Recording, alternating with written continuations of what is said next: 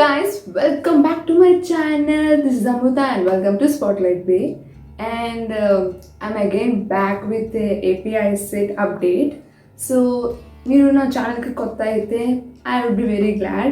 Please subscribe to my channel for all the API set updates. So, API set updates కోసం అని చెప్పి నేను నా ఛానల్లో ఒక ప్లేలిస్ట్ క్రియేట్ చేశా. సో ఏపీఐ సెట్ అప్డేట్స్ అన్నీ కూడా ఆ ప్లేలిస్ట్లో క్లిక్ చేస్తే మీకు ఏపీఐ సెట్ అప్డేట్స్ అన్నీ కూడా క్లియర్గా స్టెప్ బై స్టెప్ ప్రాసెస్ అన్నీ పెడుతూ ఉంటా.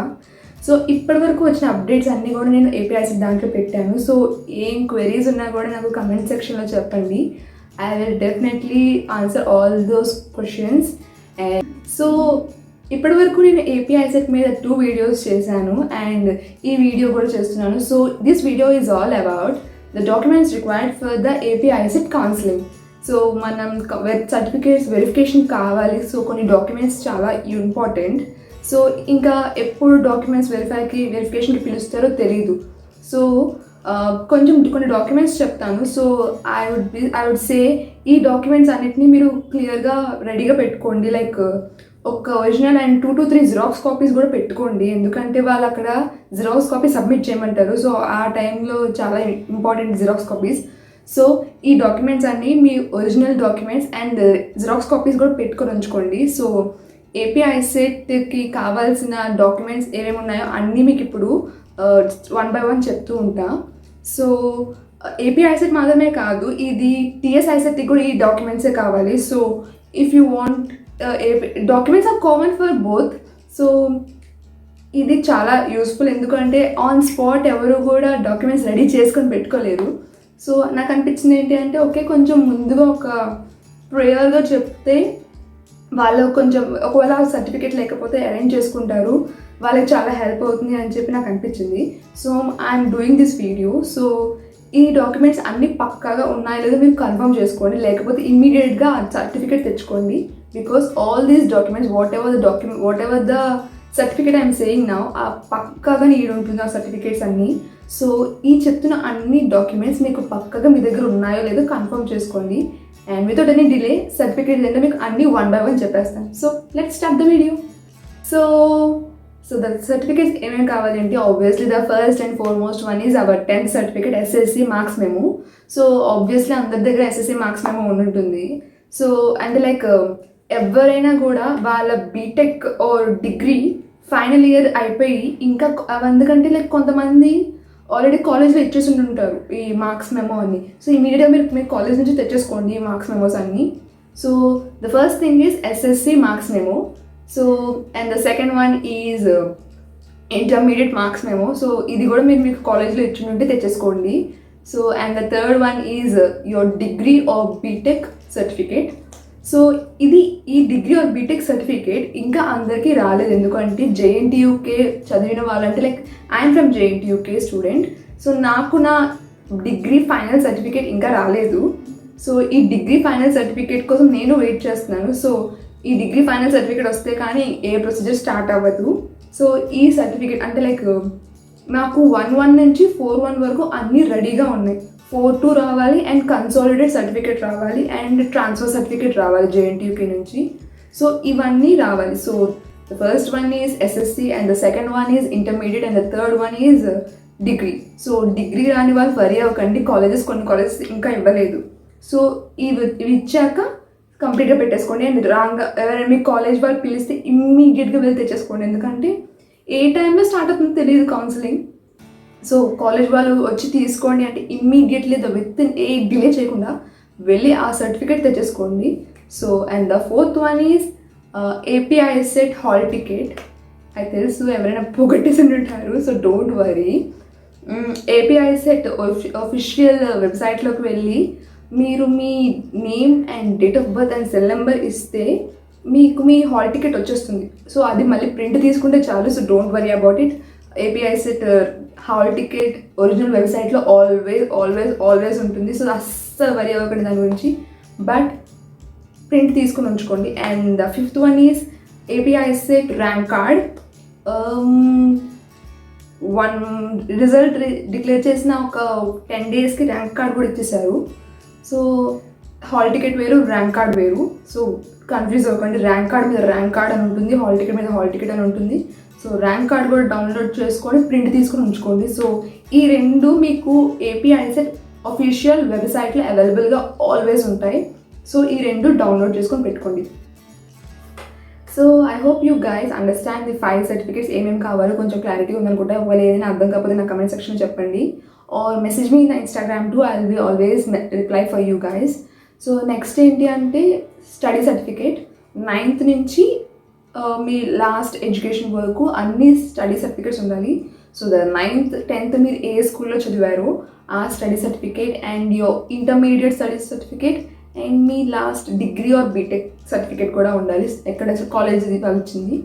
సో ఈ 3 అంటే like only BTech only degree సరిపోదు, 9th నుంచి ఉండాలి. సో మేక్ ష్యూర్ మీ దగ్గర 9th నుంచి బీటెక్ ఆర్ డిగ్రీ అన్ని సర్టిఫికేట్స్ ఉన్నాయా లేదా చూసుకోండి, స్టడీ సర్టిఫికేట్స్.